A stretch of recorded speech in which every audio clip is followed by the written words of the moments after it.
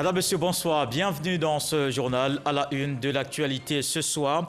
5e édition de la Journée internationale de l'accès universel à l'information ce 28 septembre. Le gouvernement réaffirme son adhésion à un droit qui participe au renforcement de la gouvernance et de la transparence dans la gestion de la chose publique. Le ministre de la Communication et des Médias était à la célébration de cette journée ce lundi à la primature. Dans la région de la Maraoué, 15 entreprises de transport routier reçoivent des mini-cars. Le ministre Amadou Kone a remis les clés aux transporteurs de Boisflé, Sinfra et Zouenoula, des véhicules neufs qui s'inscrivent dans le cadre du programme de renouvellement du parc automobile, des actions qui participent à la modernisation et au professionnalisme du transport routier. Un dossier dans ce journal, aucun secteur n'est épargné par les effets de la Covid-19. Les producteurs du café cacao attendent de voir le bout du tunnel, baisse des activités, surcoût d'investissement, les regards tournés vers le gouvernement à quelques jours de l'ouverture de la campagne.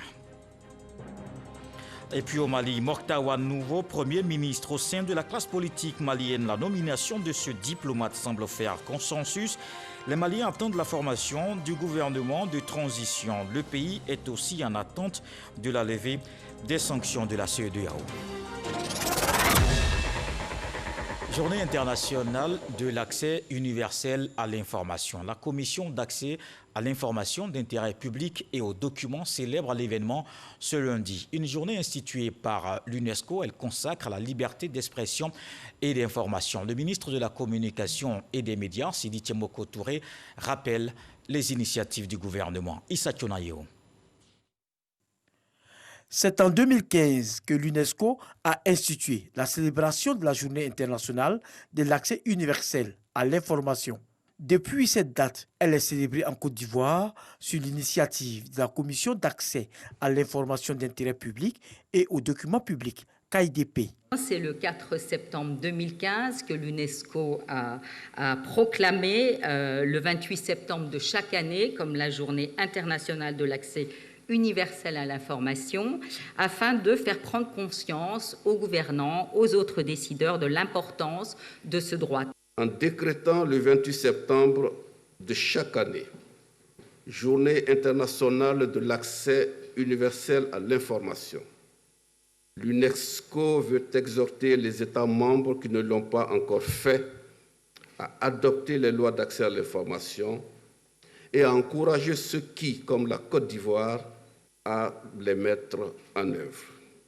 Le ministre de la Communication et des Médias, Sidi Tchemoko Touré, a félicité la KIDP pour la célébration de cette journée. Il a par la suite indiqué que la Côte d'Ivoire accorde un prix à la liberté de l'information. La commémoration en Côte d'Ivoire de la 5e édition de la Journée internationale de l'accès universel à l'information est une bonne occasion pour rendre un vibrant hommage à son Excellence M. Alassane Ouattara, président de la République, pour tous les efforts consentis en faveur de la mise en œuvre effective de ce droit, marquant ainsi fermement l'attachement de notre pays au respect de la liberté d'expression à travers l'accès universel à l'information. J'en veux pour preuve les nombreux efforts du gouvernement pour garantir une plus grande accessibilité de nos concitoyens à l'information considérée d'intérêt public, et ce, sur toutes les plateformes.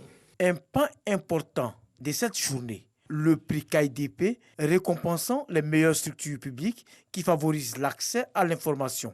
Ainsi, le ministère du Budget et du Portefeuille de l'État, le secrétariat d'État chargé des droits de l'homme et le ministère de l'Équipement et de l'Entretien routier, classés respectivement premier, deuxième et troisième, ont été distingués. Le prix du réseau des journalistes pour l'accès à l'information, qui est à sa 2e édition, a permis également de récompenser les meilleures productions, presse écrite, en ligne et en radio. La célébration de cette journée a été aussi marquée par des panels en lien avec le thème de cette journée, accès à l'information, sauver des vies, renforcer la confiance, apporter de l'espoir.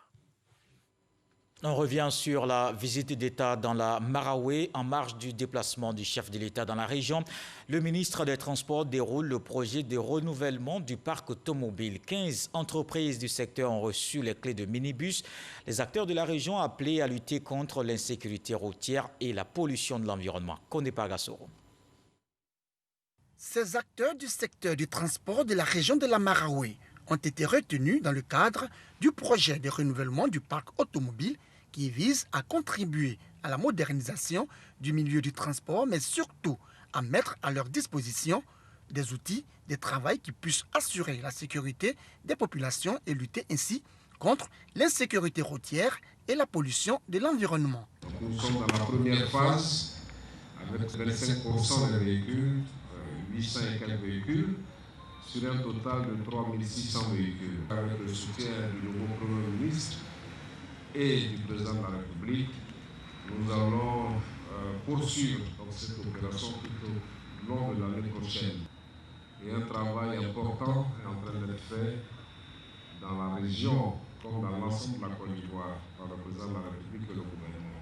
Il était important que le gouvernement accompagne aussi les transporteurs en mettant à votre disposition des véhicules de qualité, en mettant à votre disposition donc un outil de travail qui va vous faire perdre moins de temps, faire moins d'accidents et qui va vous permettre de développer vos entreprises. Les bénéficiaires ont tenu à exprimer toute leur gratitude au président de la République, Alassane Ouattara, et à son gouvernement. Je tiens à adresser mes remerciements chaleureux à M. le ministre des Transports de faire de notre rêve une réalité. Nous vous promettons de faire bon usage de ces véhicules mis à notre disposition et de respecter notre engagement pris. Au total, ce sont 15 entreprises du secteur du transport de la région de la Maraoué qui ont bénéficié de ce projet de renouvellement du parc automobile. Les transporteurs de la région comblés, le gouvernement pense aussi aux petites et moyennes entreprises dans la Maraoué. Le ministre de la promotion des PME a échangé avec les acteurs locaux. Félix Anoblé s'imprègne des difficultés. Il entend apporter des solutions aux différentes préoccupations soulevées. Frédéric Gorebi, Mahama Traoré.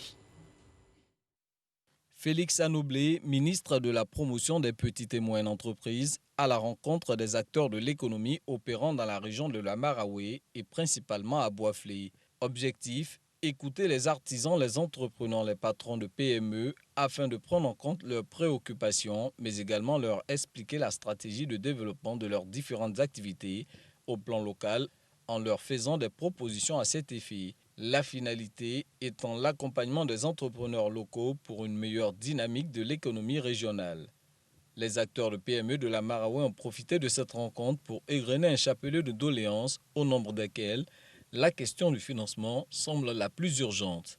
Que soit permis à un plus grand nombre d'activités informelles d'avoir droit au fonds d'appui au secteur informel, car toutes sont victimes de la Covid-19. En réponse à ces requêtes, le ministre de la promotion des petites et moyennes entreprises s'est voulu rassurant. La ministre Bellemonde, chargée donc de l'autonomisation de la femme et moi-même des PME, avons donc entretenu les acteurs donc des entrepreneurs et les PME installés au niveau de la Maraoué sur donc l'ensemble des dispositifs que l'État a mis à leur disposition pour les accompagner dans leur activité. Nous avons écouté leurs préoccupations et essayé donc d'apporter des solutions immédiates ou dans la durée pour le développement du tissu économique local au niveau de la Maraoué. Félix Anoblé a également saisi cette occasion pour prodiguer de précieux conseils aux opérateurs économiques de la Maraoué, notamment sur la nécessité d'être en règle vis-à-vis de la fiscalité nationale. On reste dans la région de la Maraoué. Allons voir ce document. Il y a plusieurs communautés qui vivent dans le département de Boisflé. Les Gouro, mais aussi les Yaoulé. Tous les villages des Yaoulé vivent les mêmes difficultés, partagent les mêmes espoirs.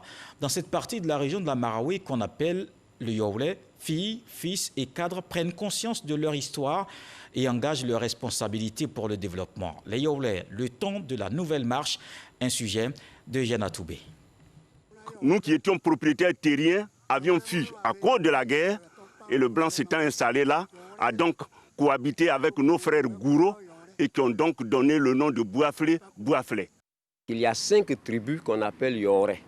C'est-à-dire nous, on les appelle les Panlés. C'est pourquoi souvent les gens se moquent de nous. On dit vous avez une partie qui parle Gouro, vous avez une partie qui parle Baoulé, Mais en réalité, le Yoré même existe.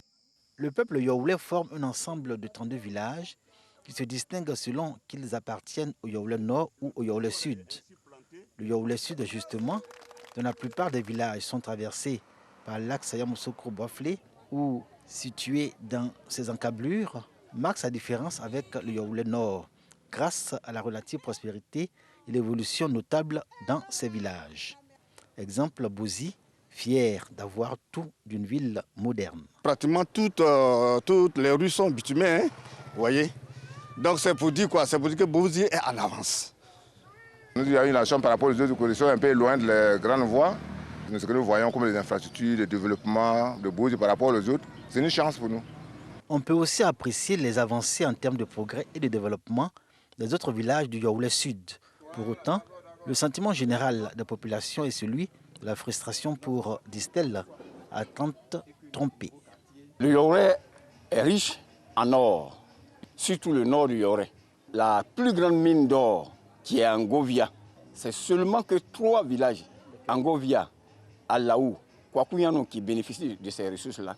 Le reste des villages Yaouré ne bénéficient de rien. La chaîne de montagne que les Yaoulés du Sud ont abandonnée pour s'établir sur le site qu'ils occupent actuellement a fait l'objet d'un repeuplement.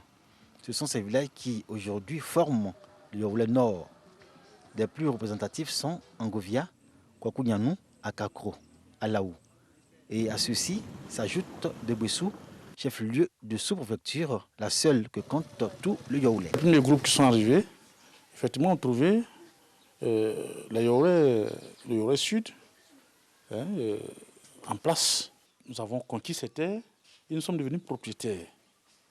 Et c'est ce qui donne droit aujourd'hui au Yaouré Nord, particulièrement le village de Koubi, à être les libérateurs de la terre de Boiflé.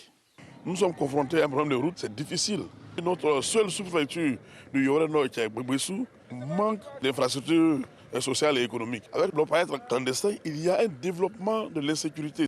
Dans le Yaoulé Nord, il existe de nombreuses disparités entre les villages de souche baoulé et ceux qui, comme Kikiakro, Lutanzia ou Pakogi, forment la tribu Tan. Ces villages rattrapent progressivement leur retard.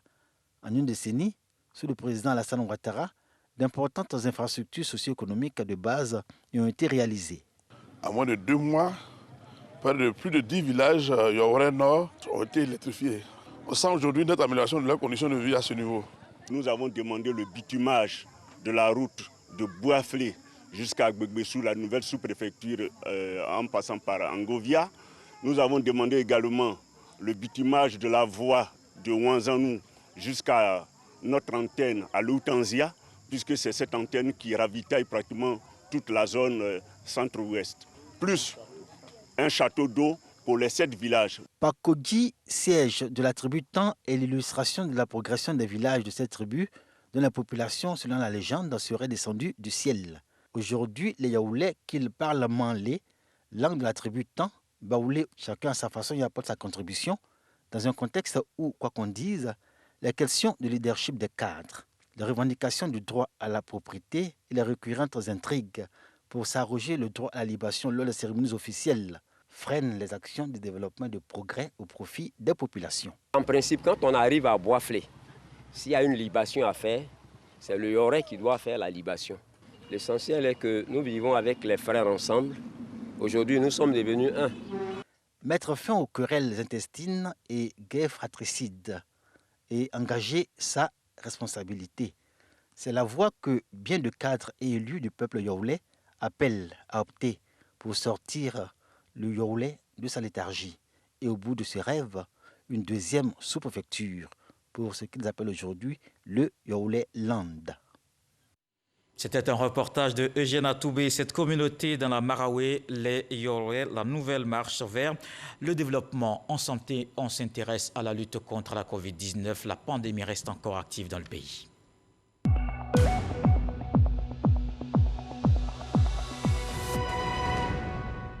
Le ministère de la Santé et de l'Hygiène publique a enregistré ce lundi 28 septembre 2020 12 nouveaux cas de Covid-19 sur 236 échantillons prélevés, soit 5,1% de cas positifs, 39 guéris et pas de décès. À la date du 28 septembre, la Côte d'Ivoire compte donc 19 641 cas confirmés, dont 19 202 personnes guéries, 120 décès et 319 cas actifs. Le nombre total d'échantillons est de 160 428. Toutes les semaines, le gouvernement fait le point de la gestion de la Covid-19, une réponse sanitaire et sécuritaire de la pandémie. Pour la semaine écoulée, il y a des résultats encourageants, mais un recul des préoccupations, sinon des précautions barrières. Les acquis sont fragiles. La consigne générale est la persévérance dans la lutte. Franck Adio. Faut-il craindre une recrudescence des cas de Covid-19 vu les nouvelles contaminations ailleurs dans le monde? Une des préoccupations relevées au point presse à Covid de ce lundi. Le gouvernement entend renforcer tous les points d'entrée de la Côte d'Ivoire. Pour le moment, c'est les frontières aériennes qui sont ouvertes. Donc le dispositif est renforcé de sorte que tout ce qui rentre en Côte d'Ivoire puisse faire l'objet d'un tri. Pour ceux qui n'ont pas les tests, puissent le faire à la descente de l'avion. Et un suivi est organisé. En Côte d'Ivoire, la semaine du 21 au 27 septembre relève 309 nouveaux cas sur 7 665 prélèvements et 0 décès. L'évolution de la pandémie reste inchangée ces dernières semaines, à savoir une tendance générale à la baisse des indicateurs tels que le nombre de nouveaux cas diagnostiqués et le taux de positivité, même si celle-ci se fait en dents de scie. Quant à ceux concernant le taux de guérison et de décès, on note une amélioration continue et très significative. Des avancées certes, mais le coronavirus circule toujours en zone communautaire. Interpellé alors une fois de plus, le sens du volet sécuritaire qui fait état de 904 établissements visités et contrôlés cette semaine. Au constat général, il ressort malheureusement un net recul de l'observation des mesures barrières dans les établissements visités.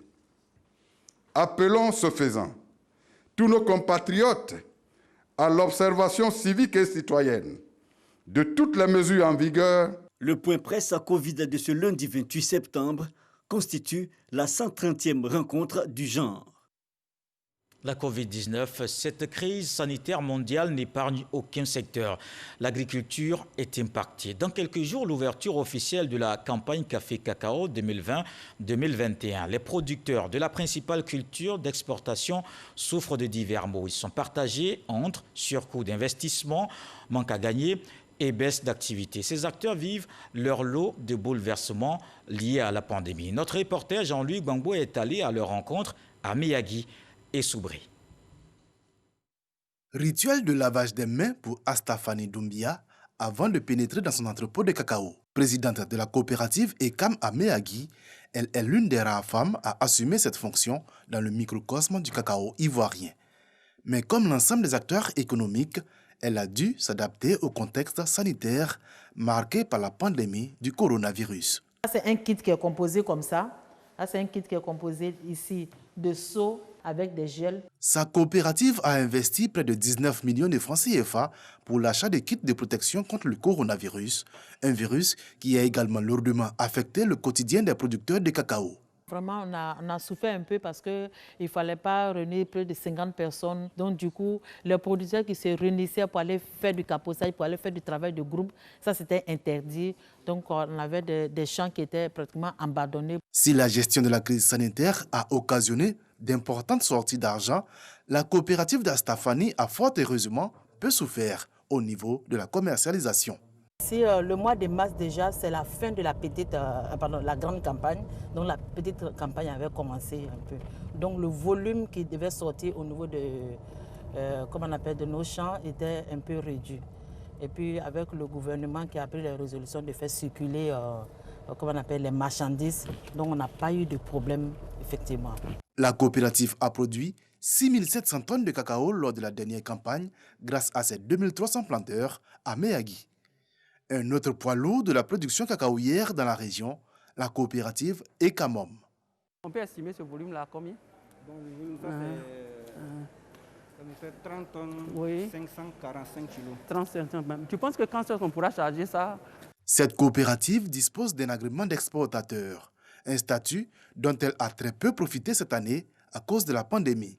Elle a, au contraire, consenti d'importants investissements pour juguler les effets de cette crise sur les producteurs. Avec l'État de Côte d'Ivoire et les sensibilisations, le relais a été pris par la coopérative. Donc, elle a payé tout ce qui est comme les mesures, d'abord la sensibilisation, avec les mesures barrières. Dans nos différentes sections, on a investi près de 25 millions de francs en payant des kits de lavage des mains, des cache-nez et tout ce qui est comme gel hydroalcoolique pour partager et passer dans des différentes sections. Et nous avons porté le message du gouvernement pour limiter effectivement les effets néfastes de cette maladie-là sur la vie de nos producteurs. À l'orée de la nouvelle campagne cacaoyère, le souhait de cette coopérative est de faire mieux que les 15 000 tonnes produites en 2019 et d'exporter la totalité de cette production. Pour cela, il faut renouer avec les partenaires étrangers confrontés eux aussi à la pandémie. Ces partenaires qui ont fait faux bond à cette haute coopérative de Soubré. Ils ont arrêté brusquement notre quota comme ça, on n'a rien compris. Ils disent que Corona les menace là-bas. Donc c'est l'information seulement qu'on a eue. Donc on n'a pas pu livrer la totalité de notre quota. C'est ça qui nous a beaucoup fatigués. Près de 400 tonnes, qui équivaut à 24 millions de manque à gagner pour la coopérative et les producteurs. C'est surtout ça qui nous a beaucoup fatigués. Mais ici, on fait contre mauvaise fortune bon cœur. Le coronavirus a changé les habitudes. Ça a permis que tout le monde devienne propre. Chacun lave sa main à tout moment. Donc les petites maladies, on n'a pas vu ça en période de Covid-19. Des efforts consentis par l'ensemble des acteurs du cacao ivoirien et notamment par le Conseil Café Cacao. L'organe de régulation a fait depuis le début de la pandémie une contribution financière de près de 100 millions de francs CFA au profit des producteurs, mais également du ministère de la Santé en vue de réduire les impacts de cette maladie sur la filière cacaoyère. Le dossier de ce soir avec Jean-Louis Gbangbo, impacter les producteurs de café cacao qui luttent contre la Covid-19. Une autre lutte engagée, celle contre le paludisme. Une opération de démoustication lancée dans les régions de l'Indiné, du Hablin et du Moronou.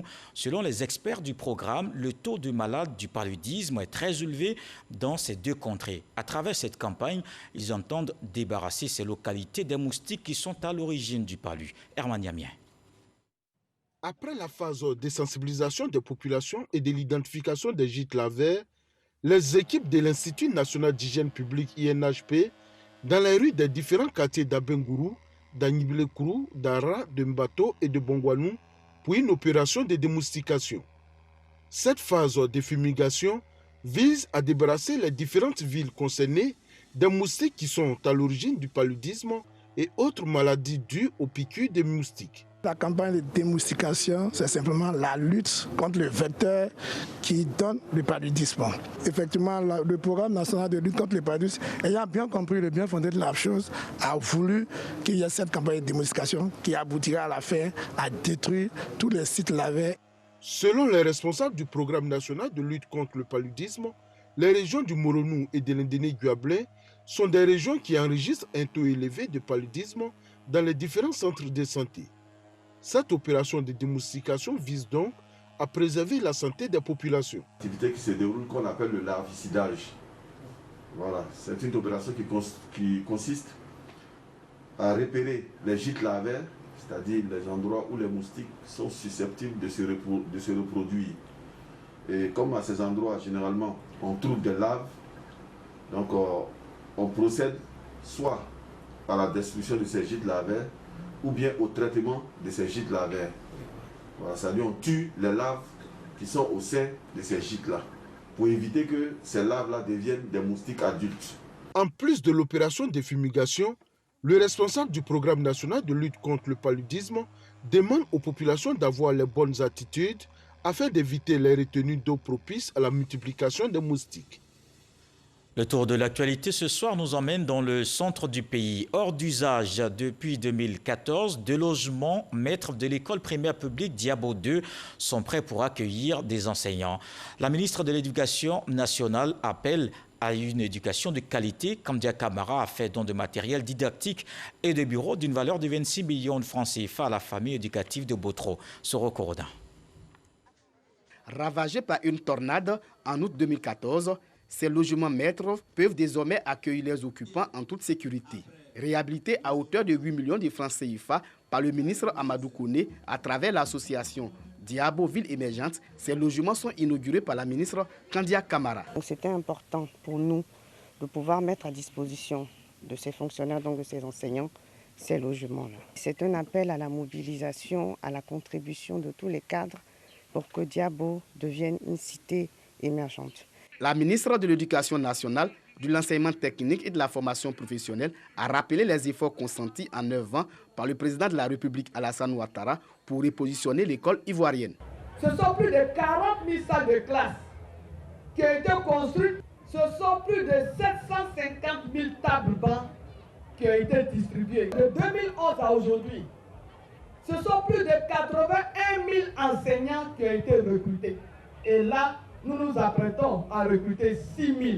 Au nom de toute la communauté éducative, nous voulons rendre hommage au chef de l'État, son Excellence M. Alassane Ouattara. Pour une rentrée scolaire réussie, Kandia Camara a fait don d'équipements didactiques et de bureaux d'une valeur de 26 millions de francs CFA à la famille éducative du département de Botro. La ministre a appelé la jeunesse à tourner le dos à l'incivisme et à la violence. Elle a invité par ailleurs les jeunes à suivre l'exemple de la présidente de l'association Diabo Ville Émergente. Réhabiliter des logements et les mettre à la disposition de mes collègues enseignants. Mais je suis surtout venu ici saluer cet exemple de la jeunesse, une jeunesse responsable, pour dire qu'on peut être jeune et faire de bonnes choses. Et c'est ce que Rebecca fait aujourd'hui. Cette cérémonie d'inauguration du logement maître a été l'occasion pour la ministre Kandia Camara de féliciter les cadres qui accompagnent l'école dans la région de Gbeke.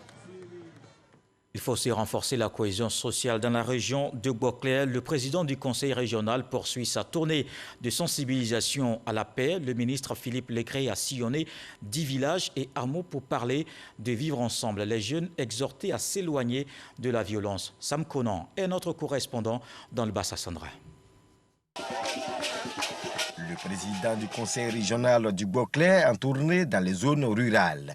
Philippe Legré parcourt depuis quelque temps hameaux, campements et villages à la rencontre des populations. Le week-end dernier, le coordonnateur régional du RHDP a sillonné 10 localités pour passer le message de paix et de cohésion prôné par le chef de l'État. Un message de confiance, et un message de sécurité et un message d'espoir du président Ouattara. Et je suis venu leur dire que le président Ouattara est encore une chance pour la Côte d'Ivoire et que nous ne devons pas abandonner cette chance-là. Je suis venu les mettre devant leur responsabilité. La responsabilité qui est de laisser le pays mourir, ou bien de laisser notre région pourrir, ou bien de voir notre région avancer dans le développement. Au cours de cette tournée de sensibilisation des populations du département du Fresco sur la cohésion sociale et la paix, Philippe Legré a remis aux populations des villages de Daïri et de Zélibéry, au nom du chef de l'État, un centre de santé et du matériel médical, ainsi que des chaises, des plaques solaires et des postes téléviseurs à tous les chefs de campement et villages visités. Dans l'actualité politique au nord du pays, la coordination régionale RHDP du Poro se prépare pour la campagne. À Korogo, une réunion tenue avec les structures de base. Le ministre de la fonction publique, Issa Koulibaly, mobilise les militants. Les animateurs locaux du RHDP ont reçu des véhicules et motos pour sillonner les localités. Ami Sissoko. Fait élu le candidat du RHDP dès le premier tour de l'élection présidentielle. C'est le cheval de bataille de la coordination régionale du Poro. Réunie en session extraordinaire avec tous les responsables des structures de base, elle prépare activement la campagne à Korogo. À sa tête, le ministre de la fonction publique, Issa Koulibaly. La structuration des équipes de campagne, la formation des militants et sympathisants du RHDP au vote, les moyens de communication et de déplacement sont à l'ordre du jour. Et nous sommes venus aujourd'hui pour mettre en ordre de bataille toutes les structures, en attribuant les fonctions qui ont été répertoriées au niveau de l'organigramme de campagne. Nous aurons une réunion ici, à Korogo, pour lancer le démarrage du plan d'action que nous allons dérouler sur les 2 semaines. Pour le coordonnateur principal du RHDP du Poro, le ministre Issa Coulibaly, également directeur régional de campagne, la stratégie de la direction régionale de campagne dans le Poro repose sur des actions de proximité pour la victoire de leur candidat Alassane Ouattara. Le plan d'action que nous avons arrêté comporte essentiellement une campagne de proximité, la formation et aller à la pêche des électeurs de toute obédience. Il s'agit d'offrir plus de 99% de plus de 300 000 électeurs que compte la population électorale du Poro. Pour mener à bien sa mission, la coordination régionale du Poro reçoit du parti 10 véhicules de type 4x4, 75 motos et 29 millions de francs CFA en vue de mobiliser les 303 967 électeurs du Poro en faveur du RHDP. À Boaké aussi, des véhicules de type 4x4 et des motos pour les militants du RHDP. On va le voir avec Soro Corona. Les coordinations sont équipées en matériel roulant. Les coordonnateurs Sidi Touré et Amadou Koné ont mis en mission les responsables locaux de ce parti. 15 véhicules de type 4x4 et environ 200 motos pour les coordinations du Rassemblement des Oufouettis pour la démocratie et la paix, RHDP de la région de Boaké. Des engins roulants pour la pré-campagne et la campagne de l'élection présidentielle d'octobre 2020. À Sakassou, c'est le ministre Sidi Touré qui a au nom de la direction du parti remis l'équipement aux responsables locaux du RHDP. Pour le coordinateur de Boaké 3, ces engins doivent être utilisés pour investir tous les villages de Sakassou et Béoumi. Nous les avons mis en mission pour qu'ils parlent paix. Nous les avons mis en mission pour qu'ils défendent les idéaux du président Alassane Ouattara. Le RHDP au niveau national fonde un grand espoir à ce que Sakassou et Béoumi restent et demeurent le bastion du RHDP. Le ministre Amadou Koné, coordinateur de Boaké 1, a quant à lui invité la direction locale des campagnes à préparer la victoire du président Alassane Ouattara, candidat du RHDP. Passer des consignes, faire la revue donc, de tout le personnel, continuer à expliquer, à mobiliser les uns et les autres. Et donc c'est ce travail que nous avons fait. Je crois qu'ils étaient très contents. Les bénéficiaires de ces moyens de locomotion se sont engagés à travailler pour une victoire écrasante et éclatante du RHDP dans la région de Boaké. Alassane Ouattara ne mérite pas que nous ne fassions pas un coup KO. Nous-mêmes qui sommes là, convaincus de cela, nous ne méritons pas cela. Et je voudrais encore une fois vous dire merci pour votre sagesse. La région de Boaké est subdivisée en 3 coordinations. Boaké 1 qui prend en compte le département de Boaké dirigé par le ministre Amadou Koné. Boaké 3 qui regroupe les départements de Béoumi et Sakassou est à la charge du ministre Sidi Touré. Le ministre Jean-Claude Kouassi dirige Boaké 2 avec comme zone d'intervention Botrou. Dans le reste de l'actualité au Mali, après plusieurs jours de tractation, le nouveau Premier ministre de la Transition nommé hier, le choix s'est porté sur un civil, ancien ministre des Affaires étrangères, Mokhtar Ouane. Au sein de la classe politique malienne, la nomination de ce diplomate semble faire consensus. Autre attente des Maliens, le gouvernement de transition, sa composition devrait tomber d'un jour à l'autre. La CEDEAO avait indiqué qu'il fallait revoir la copie de la charte en enlevant la disposition selon laquelle le chef des putschistes peut remplacer en cas d'empêchement le président de transition. La réaction de l'organisation sous-régionale est attendue concernant la levée ou non des sanctions. Voilà qui met un terme à ce journal. Merci de l'avoir suivi à 23h. Retrouvez Marine Cognan. Ce soir, le sage nous motive en ces termes. Tant que ce qui te poursuit n'est pas fatigué, tu ne dois pas t'arrêter. Je vous souhaite une fructueuse semaine. Dieu voulant, on se retrouve demain.